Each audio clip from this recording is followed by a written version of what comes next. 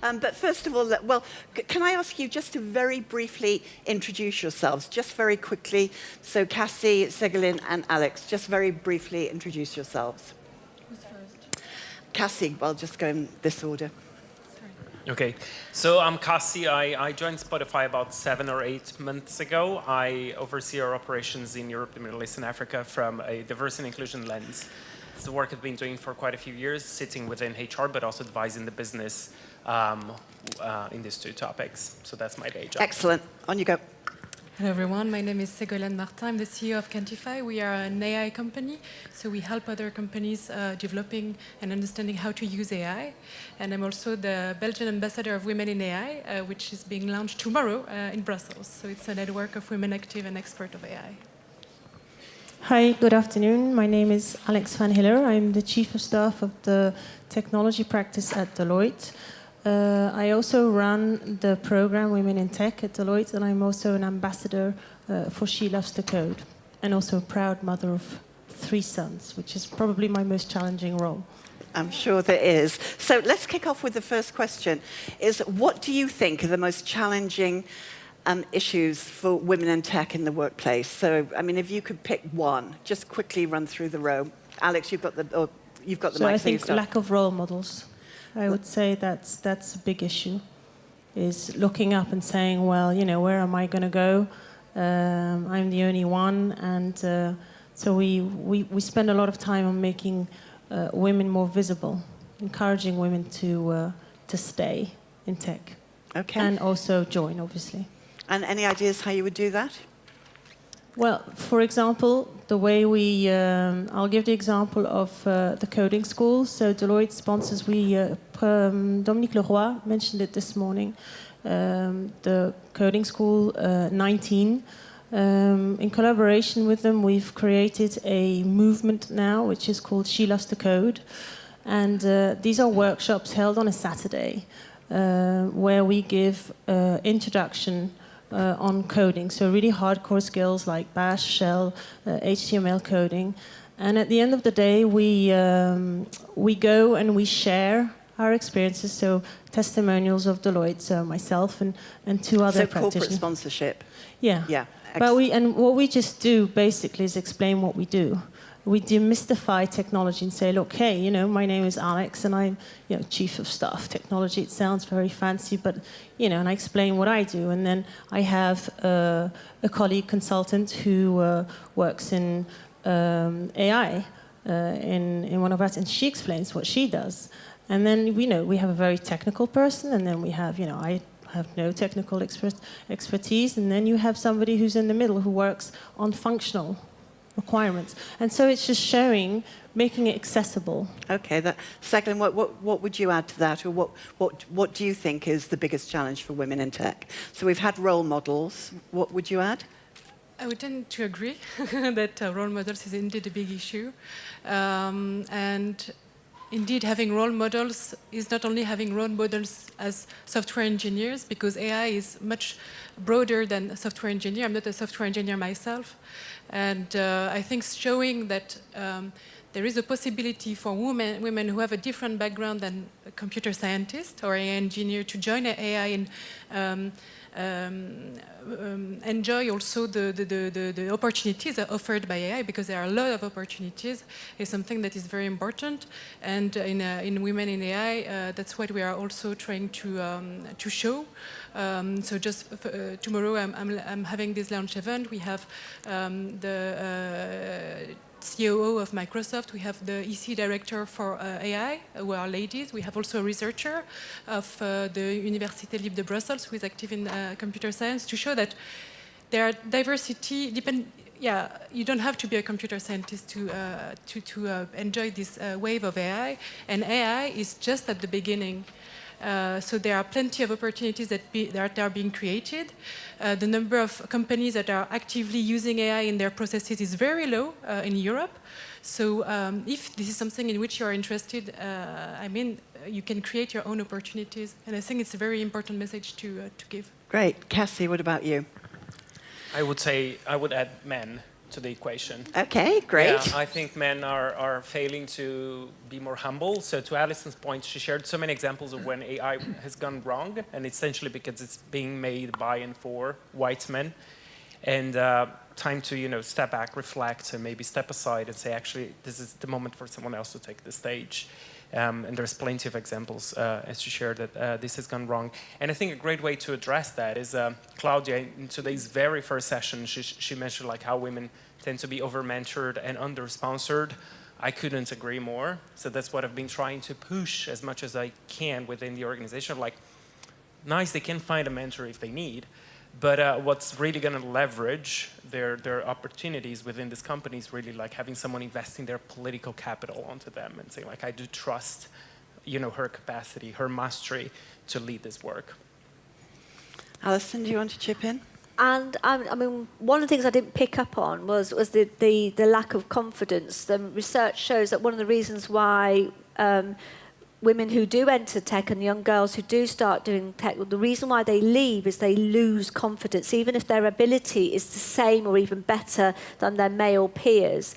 And we need to address why that loss of confidence occurs. And I will come back to the fact that I do think, either intentionally or unintentionally, there is a hostile environment where the females are expected to prove themselves more and they are judged harder, and they lose that confidence and then they leave. And confidence is a real issue. So we need to work, and that's role models can help that to a degree, but also making sure that we protect, create an environment where that does not happen. And we need to be very honest, and the males within the environment need to be honest about their unconscious bias, but also sometimes their conscious bias that is happening.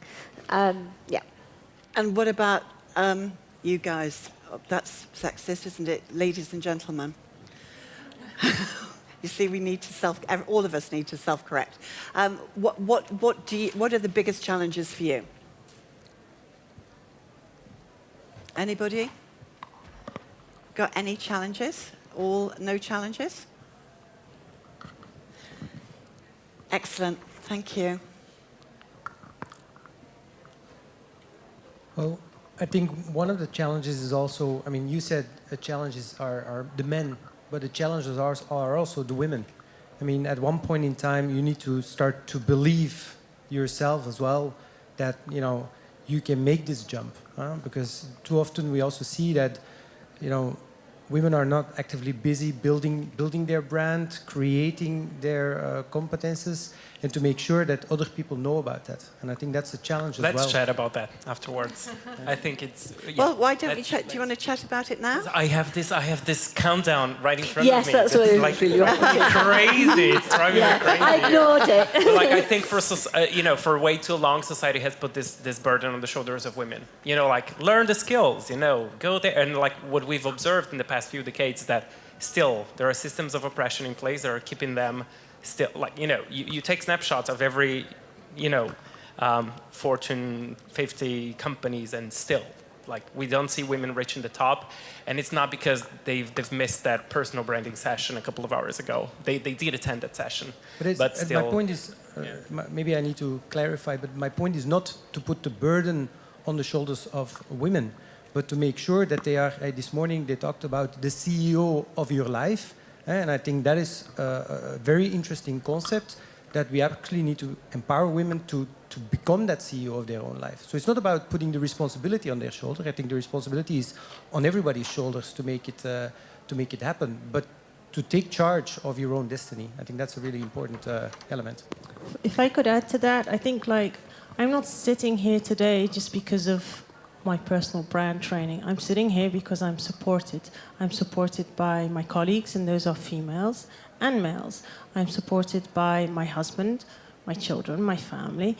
And what my company does for me is gives me tools, gives me coaching or ability to be flexible. Like, for example, at Deloitte, we have a program which is flexibility and predictability that helps people to organize their work-life balance and potentially work from home. We also have My Benefits, My Choice, for example, where I've bought 2 weeks of holiday. So I think it's a collaboration of many different factors and a communication. If I could just chip in quickly there, I think it's finding the right balance between, and I hate this word lean in, but everyone understands it, because basically women have lent in so far, they're almost horizontal. It's about creating a culture where they feel empowered, and that is quite often, if like my experience happened in Athens a couple of weeks ago, where the women felt too intimidated to put their hand up and say that they were experiencing sexist treatment, then it's about changing the culture and all the business about inclusive environment. Would you agree with that? Yeah, if I may add one thing. Yeah, do. To my previous point of also men realizing that there are moments that they should be stepping aside. Like when I think about the parental leave policy that Spotify has implemented in the recent past, like 6 months, if you're a parent, 6 months paid leave, off you go. I don't care what gender you are, right? And that is a great example of empowering the women to take their leave, but also say, hey, you men might also be a great opportunity for you to now, experience that which is not an opportunity that many men have in other companies, right? So this has had great reception both internally and externally. Ségolène, have you got anything to say there? Yeah, I mean, I speak from the perspective of the founder of a young company. So we are 3 years old now, and for us it was maybe it's easier, but it's also I think very important because there are more and more startups active in the field of AI.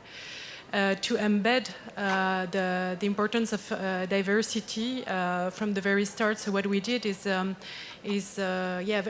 very early in the life of the company, having a reflection on what are the values that are important for us. And as I'm one of the very rare, very rare CEOs of an AI startup in Belgium, for me it's very important it was very important from the very start to put diversity as core value. And I promoted that, and I have a very male-dominated team. And I think it was perhaps not very obvious for them to have this diversity value as part of the most important values of the company, but they understand it. And now I think also like diversity is not only gender equality and the respect of women, but it's also like openness to diversity in terms of orientation, so origin, and so on. And quite recently, we work like many companies, many startups. We work with a chat, so we exchange our projects on the chat. And one of my engineers said, he told me, "I've realized something. I've been using the word guys." Since the beginning. Hello, guys. But that's why I was thinking about that. Hi, guys, how are you? And so on. And he said, but it's excluding women because I'm not the only woman in the team now. And he asked me, but which word should we use? And it was a very good sign that, in a way, he was aware of this. He was implementing this value in a very basic and daily word, but which is important. And I think that young companies, startup have also perhaps a role to play in terms of showing how it's possible and to embed these values and have try at least do our best to be as open as possible. Alison, I see you're itching to get stuck in. I am, because I will, with the greatest love and respect, straight on, the women don't push themselves forward. We need to empower the women to push themselves forward. And we've been doing this and having that conversation now for a good few decades. And I would change the spotlight on what women should do and how we can help women to do. They will do it. They will do it. But what they need to have is the men to stop pushing back and stop having that culture where they make it difficult for the women just to stand still, let alone push themselves forward.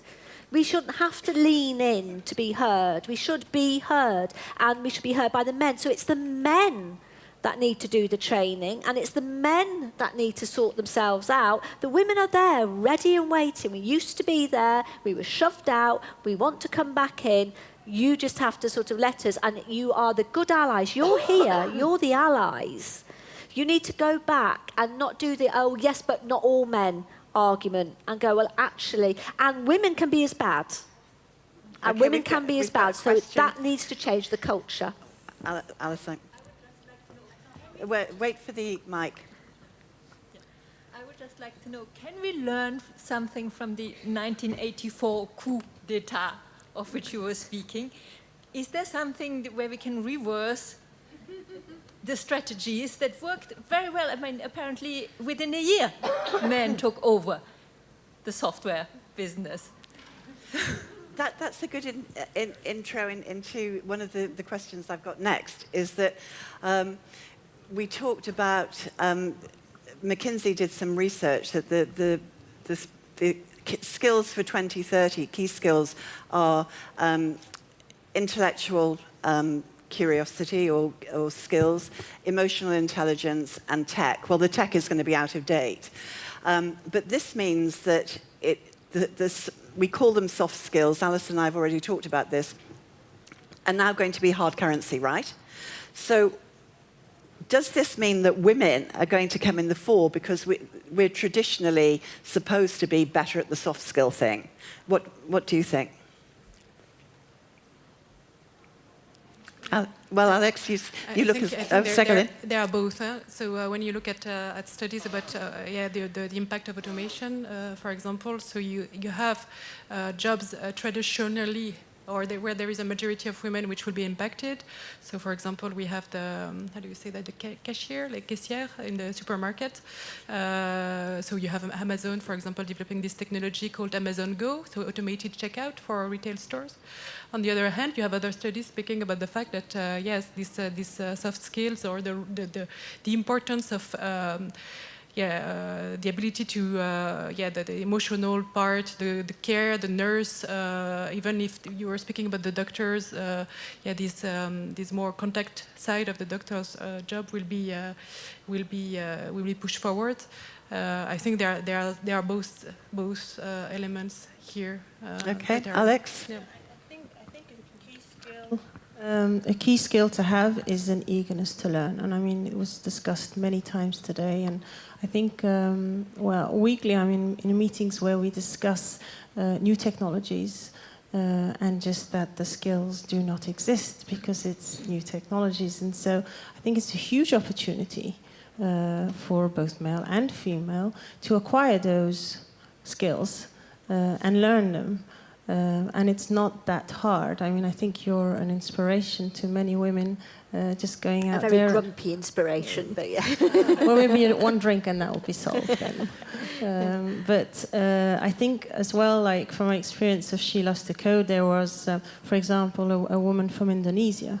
I asked the crowd, why are you here on your Saturday? And this lady literally fled Indonesia, because their model is basically you get arranged marriage and have children. She came to Europe and she lost out on a job against a male because she couldn't code. And she said, I'm here to learn to code. I think we shouldn't complicate it more than it is. It is a complex topic. It's just go out there and get the skills which are for the jobs that are interesting. And even, women who are older, like myself, I don't need to reskill totally, but I can infuse my team with technology and bring, younger or older or so I just think it's an eagerness and an open-mindedness to learn is very important. Cassie, do you want to jump in on that? Yeah, thinking about the question, the way you posed it, right? I think the same way that tech has been hacked so that it would allow more men in a few decades ago, we can do it the other way around, right? And there are very practical steps one can take. So there was a preliminary recruiting experiment that was done. I'm going to emphasize the word preliminary, so don't take my word as truth and go out there implementing any change tomorrow. But on technical interviews, quite often what you ask the candidate to do is use a whiteboard to code, right? So give you a problem, there you go, draft an idea against the whiteboard. And what was found out was that whilst men would be more comfortable having the evaluators in the room while they were coding, more often than not, women would prefer to do it by themselves and then have those evaluating them back into the room after X amount of time and then say, okay, this is the quality of the code, these are the errors, these are the fortes, that's great. Voila, that's one of a gazillion ways you can hack the system to let more women in, right? And this is just one example in an interview phase. There's so much more that can be done, but you have to be intentional about it. What I've seen happening way too often is that people believe that like good intent or like, you know, like I treat everyone just the same is going to be fine, but that clearly doesn't suffice. Exactly, yeah.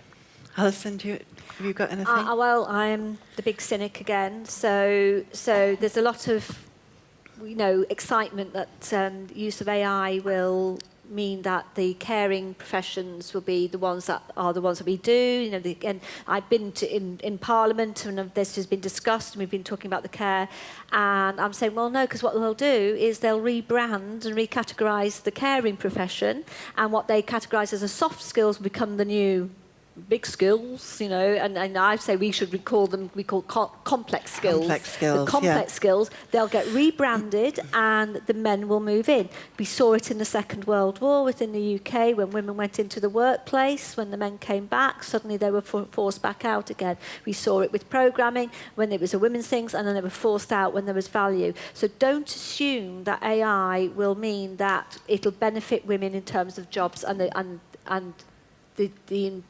the sort of favouring of soft skills, because what we'll see a change of the definitions and value judgments made about those. It's not a given. I've actually got a question for the Deloitte crowd. I saw a stat or some research from Deloitte, and it said that 75% of employees see or witness an action or an activity that interferes with business success. And I just wonder who here has seen a situation and staged what I call a bystander, actively supported a woman in their department. I actually disagree with the women are over-mentored, by the way. I think that's one of these catchphrases that doesn't exist outside big corporations. But to what extent are people here willing to step up and support women on their teams or in their organizations? So, Alex, do you want to take that, or do you want to fight over it? Well, I think, my leadership is here today, male leadership. My boss was here this morning. My coach is here. And the person, Patrick, who leads Women in Tech with me, is here as well. So I think for me, that's already, and I have a delegation of our women, the women in tech community here as well. And I think that's just proof already that we do empower. I think it's just a mentality. It's a team. You work as part of a team, and I think the men are very much on board. I mean, I'm not working on women in tech on my own. It comes from our global CEO, ripples down to our European CEO. These are all men.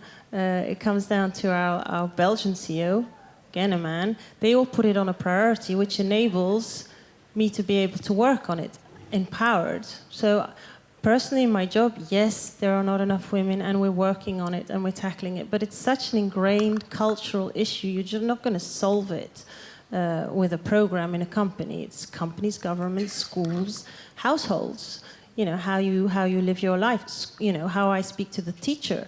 It's very. So I don't really experience it. Yes, I am often the only woman in a room. Do I feel that I can't speak up? Maybe times I haven't dared to step out, and I have. I need to learn to be more out there. But they are empowering me. I just need to ask. What about other companies? I mean, what do you do? Anybody want to make a contribution? What do you do to actively support women? We've got some nice background music. What do you do in Spotify? Oh, they do know. I'm on the spotlight. I would love to hear from other people's experience. I think I've spoken. No. It's just because I realize, to my point of like men having too much the stage. I would love to hear from especially from women on the audience, what they feel that it's being done. Or what? I mean, I talked about green jelly beans. Has anybody here been a green jelly bean? Nobody? Yeah. Anybody being the only woman in the room, the oldest woman, the youngest woman, person with, either a learning difficulty or some other issue, a health issue? I mean, how are we going to make our workplaces more accepting and able to deal with that? And how can we use tech to help, I think? So any ideas on that?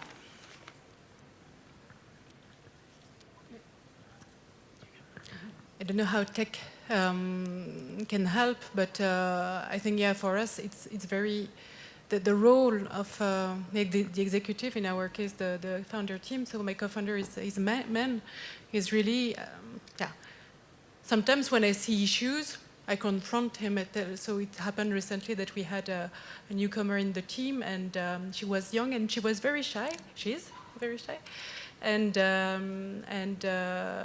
yeah, she had a certain expertise, and she wasn't daring to tell, okay, this is how I see things for this specific project. But she was the one having the expertise. Nobody had the expertise on the team, and but she didn't dare. And we were in this meeting with my male colleague, and after the meeting, I told him that yes, so he was the one speaking more because he didn't realize perhaps that she was too shy to speak up. And after that, he contacted her. There's an app for that, you know. It's called Gender Timer. Yeah. And, but the only problem is that it confuses the voices, so that if a man has a higher pitched voice, it registers as a woman, and if a woman has a deep voice... He was not overpowering her. He was not noticing that she was too shy to speak and to explain that and to explain our point and their program and our project, whatever. But so I told him that, and he realized it. And after that, he contacted her to say, okay, sorry, and let's speak about it. And he was open to that. And I think this openness, even if you don't realize those things from the beginning, is important. It's like really embedded in the culture. Allison. Well, one example that I think is quite useful, I go to a lot of academic conferences, and they go through great lengths to make sure the panels and the chairs and the keynote speakers are all diverse as possible that they can be. And then I sit and I do a tally of all the people who ask questions in the audience, and it's nearly always the men. It's nearly always the men, and I tally it. And I said there must be a different way of doing conferences where women, because the women just won't put their hands up and say anything. Men will, no problem. And so they do things like Slido now and Presentimeter. So there's tech where you can type in your answer and your question, stuff like that. And I notice that is actually much more inclusive, and everybody gets to do it. So again, male and female, introverts and extroverts. It is much more inclusive. So that's a positive use of tech that I think would help. People get their voices out. We're getting a prompt from the powers in the sky. This is Ségolène, this is your thing. So you talk us through it. It's not my thing. You can't see. I think we don't even need to explain this picture. Perhaps as a context. So this last week, the Belgian AI strategy was launched, and this is the picture of the audience. People who were invited to, and the partners who were also consulted, the experts who were consulted for this AI Belgian strategy, who is going to determine, I don't know how many, perhaps millions or 1 billion euros, which may be committed in the next few years. So it shows that, there is a need for more women, and so that's what I'm trying to do, because there are not so many women out there. But they exist. The positive message is that they exist. I've met many of them, especially in Belgium, and there are others all over the world. So I think it's important to promote them, to show that what they are doing. So, for example, Women in AI, they are doing these Women in AI awards for startup founders to show what nice projects there are. And if women are not promoted, they will not be visible in this kind of very impactful circles that determine the political priorities, the projects, the money, and the future of AI in Belgium in this example. So it's good to see that there is a potential to do better. Excellent. We've got this counter here. It's very stressful. It is, it really puts you off. It is really stressful. in the last few minutes that's left, I've got two questions, one for the panel. What one thing would you advise everybody to go and do differently tomorrow? Okay, and then I'm going to ask you what you're going to do differently tomorrow. So quick. Cassie. Find ways to hack the system. So, how to unbias from design, not after the output has already been defined in whatever you're thinking, recruiting, programming, whatever it is. Don't think that AI is restricted to a few. AI is just starting. There are plenty of opportunities, and don't feel shy and dare to create and to join all the opportunities that are out there. Alex? I think you can make a difference. Everybody makes a difference in the way you handle yourself at work, with your family, with your friends. And I think it's just an attitude where you just expect it, that women, it's respect. It's about respect and inclusion. And if you inspire that and you do that, I really believe it's contagious. Alison, what are your parting words? Have confidence and say yes to opportunities, even if you self-doubt, because you are absolutely better than you think you are, and you're women, so therefore you are amazing and you can do it. And if I can say yes to a PhD without ever having coded in my mid-40s, you can do anything. Yeah. I agree.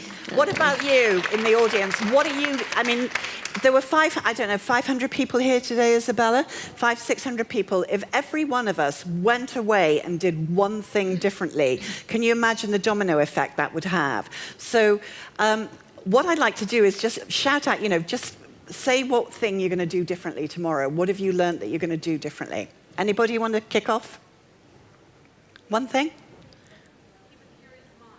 Curious mind. Okay, you shout and I'll repeat it. Okay. Anybody? Curious mind. What else? Anybody going to change your behaviour or commit to doing something differently? I'd like to go to Deloitte's. Oh, there you go. You've got a recruit. Of course. Yeah. Please. Okay. See Alex after. Anybody else want to go to the Deloitte coding school? I don't know if it's open to the public. It is. No, School 19. Yes, it's on a Saturday. We're going to do every month. We have one up until June. So you're very welcome. Okay. And I'm not working on commission. You can email me even, and I'll give you a place.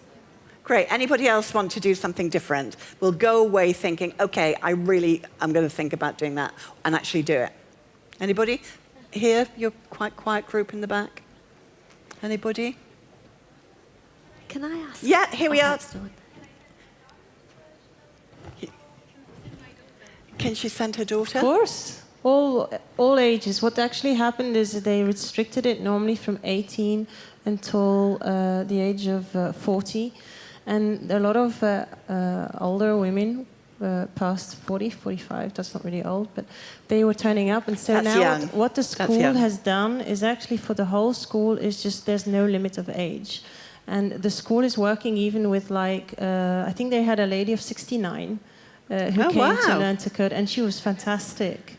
And they're doing it for the men as well. So there is no age. So yes, they are welcome. Brilliant. Well, the time is going and cocktail hour is upon us. So I would like to, for you to give the panel a big round of applause. So thank you to Alex, Alison, Cassie and Ségolène. Thank you very much indeed.